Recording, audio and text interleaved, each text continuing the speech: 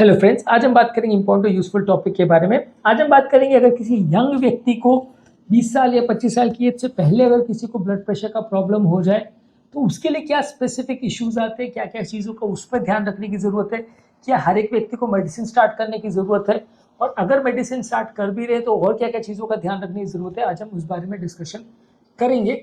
Hypertension young patients में होता है तो उसके स्पेसिफिक इश्यूज पर आज डिस्कशन करेंगे। टॉपिक पर जाने से पहले जो लोग हमारे चैनल पर नए हैं उन्हें रिक्वेस्ट करूँ कि चैनल को सब्सक्राइब करें, वीडियोस को लाइक और शेयर करें।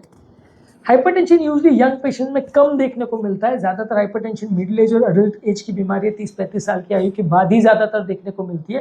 फिर भी यहाँ ऐसा नहीं है कि यंग एज में हाइपरटेंशन नहीं हो सकता, डेफिनेटली हो सकता है। बस ये है कि आपको ज़्यादा केयरफुली बाकी कॉजेज को रूल आउट करना जरूरी है। नेचुरली होने वाला हाइपरटेंशन ज़्यादातर मिडिल एज और अडल्ट में होता है। अगर इस एज में किसी को प्रॉब्लम हो रही है तो आपको सेकेंडरी हाइपरटेंशन के कॉजेज को रूल आउट करना पड़ेगा कि किसी को किडनी का प्रॉब्लम तो नहीं है, किसी को ऐसे कोई हार्मोनल प्रोड्यूसिंग ट्यूमर्स का प्रॉब्लम जैसे कि एल्डोस्टेरोनिज्म और कुशिंग सिंड्रोम वगैरह का प्रॉब्लम तो नहीं है, बर्थ से किसी को हार्ट रिलेटेड प्रॉब्लम्स या नलियों का ब्लॉकेज है जैसे कोआक्टेशन और एओर्टा जिसमें बीपी बहुत ज़्यादा शूटअप हो जाता है क्योंकि मेन नली एओर्टा में कोई ब्लॉकेज होता है। ये सारी बीमारियों को आपको रूल आउट करने की जरूरत है अगर यंग पेशेंट में आप हाइपरटेंशन देख रहे हो, क्योंकि इस एज में यूजुअली हाइपरटेंशन, खासकर सीरियस हाइपरटेंशन ज़्यादातर नहीं देखने को मिलता है। इसके अलावा पेशेंट की लाइफस्टाइल रिलेटेड फैक्टर्स पर भी आपको फोकस करने की जरूरत है।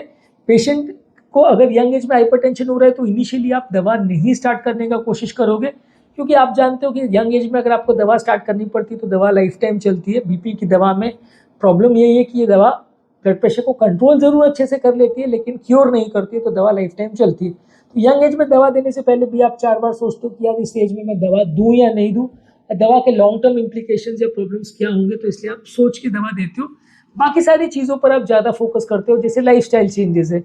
पेशेंट की लाइफस्टाइल को इम्प्रूव करोगे, उसका सोडियम इंटेक कम करोगे, पोटेशियम इंटेक बढ़ाओगे, अल्कोहल अगर लेता है तो उसको बंद करिए, स्मोकिंग अगर करता है तो उसे बंद करिए, वजन अगर ज़्यादा है तो उसे इम्प्रूव करिए, डेली एक्सरसाइज करिए, मेंटल स्ट्रेस कम करिए। मेंटल स्ट्रेस कम करने के लिए योगा, मेडिटेशन, प्राणायाम इस तरह की चीज़ें कर सकते हैं। हाइपरटेंशन के लिए प्रॉपर जो डैश डाइट है, हाइपरटेंसिव डाइट जिसे बोलते हैं, उसको फॉलो करिए। ताज़ा फल सब्जी ज़्यादा लीजिए, डेली एक्सरसाइज कीजिए और फिश और इससे रिलेटेड प्रोडक्ट ज़्यादा रखिए। नींद अच्छी रखने की ज़रूरत है। तो ये सारी चीज़ों पर आपको ज़्यादा फोकस करने की ज़रूरत है, खासकर अगर यंग पेशेंट हो, क्योंकि बहुत यंग पेशेंट में हम भी हेजिटेट करते हैं मेडिसिन देने के लिए। पेशेंट की फैमिली हिस्ट्री को भी आपको असेस करने की ज़रूरत है कि पेशेंट की फैमिली में ऐसा प्रॉब्लम तो नहीं है। अगर फैमिली हिस्ट्री स्ट्रॉन्ग है, परिवार में 2-4 लोग को ब्लड प्रेशर का प्रॉब्लम है, तो काफ़ी चांस है कि जो पेशेंट का रीडिंग आपको मिल रहा है वो करेक्ट है और बिल्कुल उसका इतना ईजिली फिर कंट्रोल होगा भी नहीं, क्योंकि पेशेंट का जेनेटिक प्रॉब्लम है और वैसे पेशेंट में ब्लड प्रेशर को लाइफस्टाइल चेंजेस से कंट्रोल कर पाना थोड़ा मुश्किल पड़ेगा, मेडिसिन की ज़रूरत पड़ने का चांस ज़्यादा है। इसके अलावा यंग पेशेंट में आजकल बहुत ज़्यादा स्ट्रेस देखा जा रहा है, मेंटल स्ट्रेस बहुत ज़्यादा है, किसी को एजुकेशन से रिलेटेड, जॉब से रिलेटेड, लाइफस्टाइल से रिलेटेड, स्पाउस से रिलेशन को रिलेटेड, लव अफेयर्स या फैमिली रिलेटेड मैटर्स पर, सोशल इश्यूज पर भी टेंशन होती है लोगों को। आजकल ये सारे इश्यूज की वजह से भी थोड़ा लोगों को ब्लड प्रेशर यंग एज में ज़्यादा होने लगा है। तो मेंटल स्ट्रेस को अगर आप कम करेंगे तो उससे भी ब्लड प्रेशर बेटर होगा। मेंटल हेल्थ को आप कंट्रोल करेंगे, पेशेंट को प्रॉपर साइकेट्रिक ट्रीटमेंट देंगे, एंग्जाइटी और स्ट्रेस को कम करेंगे, तो उससे भी ब्लड प्रेशर कंट्रोल करने में मदद मिलेगी और पेशेंट को मेडिसिन की ज़रूरत कंपेरेटिवली थोड़ा कम पड़ेगी। वजन अगर किसी पेशेंट का ज़्यादा है तो काफ़ी एग्रेसिवली आपको उसको फॉलो करना है, क्योंकि वजन ज़्यादा होने से लोगों को blood pressure, diabetes, heart attack ये सब प्रॉब्लम ज़्यादा होती है, मेटाबॉलिक सिंड्रोम ज़्यादा होता है। वजन ज़्यादा वाले पेशेंट्स को इंसुलिन रेजिस्टेंस भी ज़्यादा देखने को मिलता है। तो आपको लाइफस्टाइल मॉडिफिकेशन करके, पेशेंट का डाइटरी चेंजेस करके, एक्सरसाइज वगैरह करवा के पेशेंट का वजन को कम करना है, नहीं तो आपको प्रॉब्लम होती रहेगी और पेशेंट का ब्लड प्रेशर प्रॉपर्ली कंट्रोल नहीं होगा। और इसको करने से मेडिसिन की रिक्वायरमेंट काफ़ी हद तक कम कर सकते हैं। इस एज में अगर किसी को ब्लड प्रेशर हो रही है तो आपको ये भी जानने और समझने की जरूरत है कि पेशेंट को लॉन्ग टर्म आपको फॉलोअप में रखने की जरूरत है, क्योंकि जितने साल तक पेशेंट को अनकंट्रोल हाइपरटेंशन रहेगा उतने कॉम्प्लिकेशंस होंगे, उतने हार्ट अटैक्स, ब्लॉकेजेस और तरह तरह के इश्यूज उसको ज्यादा होंगे अगर वो प्रॉपर ध्यान नहीं रखता है। तो यंग एज में हाइपरटेंशन एक सोशल प्रॉब्लम भी है। 50 साल के 60 साल में किसी को हाइपरटेंशन चालू होता है तो आपको पता है कि यार उसको ब्लॉकेजेस या ये सब प्रॉब्लम बहुत ज़्यादा नहीं आएगा, क्योंकि ऑलरेडी उसकी एज हो गई है, 10-15 साल 20 साल में जितना प्रॉब्लम्स होना होगा वो हो जाएगा। यंग एज में है मतलब वो 50-60 साल तक अगर हाइपरटेंसिव अगर रहने वाला है तो फ्यूचर में होने वाली प्रॉब्लम्स के चांसेस और होने वाले इश्यूज तरह तरह के काफ़ी ज़्यादा होंगे। तो आपको ज़्यादा अग्रेसिवली उसको फॉलो करना पड़ेगा, ज़्यादा परस्यू करना पड़ेगा। लाइफस्टाइल चेंजेस पे भी प्रॉपरली मेंटेन कर रहा है कि नहीं उस पर विशेष ध्यान देने की ज़रूरत है। लाइफ टाइम उसको मेंटेन करना पड़ेगा। तो इसका मतलब वो डॉक्टर के लिए और फैमिली के लिए भी एक थोड़ा सा हेडेक या बर्डन है कि आपको लंबे समय तक उस पर ध्यान देना पड़ेगा, ज़िंदगी भर ध्यान देना पड़ेगा, नहीं तो कभी भी उस बंदे को प्रॉब्लम्स हो सकती है, कभी भी हार्ट अटैक लकवा वगैरह लेके वो परेशान हो सकता है। और इस एज में अगर वैसा कुछ कॉम्प्लिकेशन हो जाए तो एक तरह से लाइफ खराब ही हो जाती है। रेगुलर ब्लड प्रेशर चेक्स की भी ज़रूरत है। घर पर भी डिजिटल डिवाइसेस लेके रेगुलर ब्लड प्रेशर चेक करिए। पहले तो ये चेक करने की ज़रूरत है कि बीपी एक्चुअल में है भी कि नहीं, कहीं सूडो हाइपरटेंशन या वाइट कोड हाइपरटेंशन तो नहीं है। क्योंकि कई बार क्या है, हॉस्पिटल में जाके घबराहट की वजह से या किसी पेन या किसी स्टिमुलस की वजह से बीपी सडनली बढ़ जाता है। तो वैसे लोगों में दवाओं की ज़रूरत नहीं पड़ती है। इनफैक्ट वैसे लोग को आप दवा दोगे तो फ़ायदा होने के बदले नुकसान ही होता है। तो वो सब चीज़ों को आपको रूल आउट करने की ज़रूरत है। इसको रूल आउट करने के लिए आप एम्बुलेटरी ब्लड प्रेशर मॉनिटरिंग कर सकते हो। हमने already ambulatory blood pressure monitoring और वाइट कोड हाइपरटेंशन दोनों ही टॉपिक्स पर वीडियो किया, जो कि आप मेरे चैनल पर चेकआउट कर सकते हैं। अगर किसी को एक्चुअल में ब्लड प्रेशर का आपको डाउट लग रहा है कि एक्चुअल में है या नहीं, बहुत ज़्यादा ब्लड प्रेशर आ रहा है और घबराहट वगैरह का सिम्टम ज़्यादा है, तो वाइट कोड हाइपरटेंशन को रूल आउट करिए और वो रूल आउट हो उसके बाद ही दवा स्टार्ट करिए। रेगुलर पेशेंट का ब्लड प्रेशर चेक करिए, क्लिनिक्स में मे भी महीने में 1 आध 2 बार, घर पर में भी हफ्ते में 1-2 बार ब्लड प्रेशर चेक करते रहिए, देखने के लिए कि ब्लड प्रेशर कितना रह रहा है और मेडिसिन से रिस्पॉन्स आ रहा है कि नहीं। यंग पेशेंट में कई बार प्रेगनेंसी रिलेटेड हाइपरटेंशन भी होता है यंग फीमेल्स में, कि प्रेगनेंसी के दौरान और प्रेगनेंसी के बाद भी परसिस्ट करता है हाइपरटेंशन।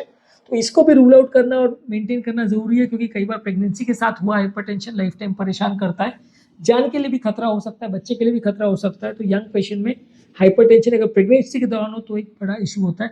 हमने ऑलरेडी प्रेगनेंसी रिलेटेड हाइपरटेंशन पे एक अलग वीडियो किया, जो कि आप हमारे चैनल पर देख सकते हैं। इस बारे में पेशेंट को अवेयरनेस या एजुकेशन करना जरूरी है, क्योंकि इस एज में अगर ब्लड प्रेशर हो रहा है तो पेशेंट की प्रॉपर एजुकेशन हाइपरटेंशन के बारे में, हाइपरटेंशन की कॉम्प्लिकेशन के बारे में, हाइपरटेंशन की सीरियसनेस, सिम्टम्स, सब चीज़ के बारे में अवेयरनेस होना जरूरी है। क्योंकि ज़्यादातर पेशेंट्स को कुछ पता नहीं रहता हाइपरटेंशन रिलेटेड क्या है क्या नहीं, किस तरह के कॉम्प्लिकेशन हो सकते हैं। लोग इग्नोर करते हैं, प्रॉपर ट्रीटमेंट नहीं करते और बाद में परेशानियां होती हैं। तो अगर आपको सब चीज़ें प्रॉपरली पता रहेंगी तो आप उसको प्रॉपरली मैनेज कर पाओगे और लॉन्ग टर्म पेशेंट को प्रॉब्लम होने का चांस कम रहेगा, अगर वो एजुकेटेड है और प्रॉपरली अपना ध्यान रख पा रहा है। तो इसमें डॉक्टर और पेशेंट दोनों का एक कोलैबोरेटिव अप्रोच होना चाहिए, जिसमें फैमिली मेंबर्स भी इन्वॉल्व होने चाहिए। सबको मिलकर ही ध्यान रखना है, पेशेंट का खाने पीने का ध्यान, लाइफस्टाइल का ध्यान, उसकी बीमारी का ध्यान, उसकी मेडिसिन का ध्यान, सब चीज़ सबको मिलकर करना है। अकेला पेशेंट के लिए सब कुछ मैनेज करना मुश्किल है। और डॉक्टर्स में भी कई बार कार्डियोलॉजिस्ट, फिजिशियन, नेफ्रोलॉजिस्ट, एंडोक्राइनोलॉजिस्ट, सबको मिलकर मैनेज करना पड़ता है, जिस हिसाब से पेशेंट की प्रॉब्लम है उसके हिसाब से। और पेशेंट के लिए एक सपोर्टिव एटीट्यूड रखने की जरूरत है। पेशेंट को अननेसेसरी बर्डन या टेंशन देने की जरूरत नहीं है, क्योंकि ऑलरेडी ब्लड प्रेशर टेंशन से बढ़ रहा है उसका। तो आप उसको रिलैक्स करिए, उसको, क्योंकि इजीली मैनेजेबल बीमारी है। प्रॉपरली अगर पेशेंट दवा लेता रहेगा तो लाइफ टाइम तकलीफ नहीं आएगी। हाँ, दवा के बगैर मैनेज कर सके तो ज़्यादा अच्छी बात है, लेकिन अगर फिर भी मेडिसिन की ज़रूरत पड़ती है तो फिर भी मैनेज कर सकते हैं। तो ज़्यादा टेंशन लेने की ज़रूरत नहीं। पेशेंट को प्रॉपर काउंसलिंग करिए, रिलेटिव्स को प्रॉपर काउंसलिंग करिए कि ये चीज़ें मैनेजेबल है, अननेसेसरी टेंशन और हैवॉक करने की ज़रूरत नहीं है। और इसमें क्या क्या चीज़ें मैनेज करने की ज़रूरत है, पेशेंट और रिलेटिव्स को आप सिखाएंगे तो ज़्यादा अच्छा रिजल्ट आएगा। तो आज के टॉपिक में हमने बात करी यंग हाइपरटेंशन में। किसी को अगर यंग एज में हाइपरटेंशन हो तो क्या करना होता है, किस तरह का प्रॉब्लम है, क्या मेडिसिन लेना चाहिए, नहीं लेना चाहिए, और मेडिसिन क्यों जल्दी स्टार्ट नहीं करना चाहिए। रीजन वही है कि एक बार स्टार्ट होती है तो दवा लाइफ टाइम चलती है। तो इस तरह के पेशेंट में सेकेंडरी कॉजेज को रूल आउट करना जरूरी है, कि किसी और बीमारी की वजह से हाइपरटेंशन या ट्यूमर वगैरह से तो हाइपरटेंशन नहीं हो रहा है। किडनी वगैरह को सारा चेक करने का जरूरत है। फिर भी अगर हाइपरटेंशन है तो फिर उसको अप्रोप्रिएटली मैनेज करेंगे, मेडिसिन से, लाइफस्टाइल मॉडिफिकेशन से, रिस्क फैक्टर्स को कंट्रोल करके, और ज़रूरत पड़े तो दवाइयों के साथ। पर दवाइयों की भी प्रॉपर मॉनिटरिंग ज़रूरी है। टॉपिक ऐड करने से पहले जो लोग हमारे चैनल पे नए हैं उन्हें रिक्वेस्ट करूँगी चैनल को सब्सक्राइब करके हमें इंस्पायर और मोटिवेट करें, वीडियोस को ज़्यादा से ज़्यादा लाइक और शेयर करें। जो लोग हमारे चैनल पे हाइपरटेंशन रिलेटेड और उसके डाइट रिलेटेड वीडियोस देखना चाहते हैं तो हाइपरटेंशन का पूरा प्लेलिस्ट है। इंपॉर्टेंट वीडियोस का लिंक मैं कमेंट सेक्शन और डिस्क्रिप्शन बॉक्स में छोड़ दे रहा हूँ, आप उसे डेफिनेटली चेकआउट करिए, आपको काफ़ी कुछ नया सीखने को मिलेगा।